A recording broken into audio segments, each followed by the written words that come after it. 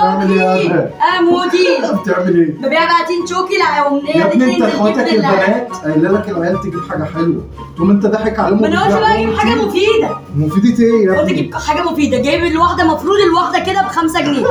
انا قلت ابيع الواحده ب10 جنيه وعلى الاقل اكسب وتبقى حاجه مفيده. انت بتشتغل العيال يا ادهم؟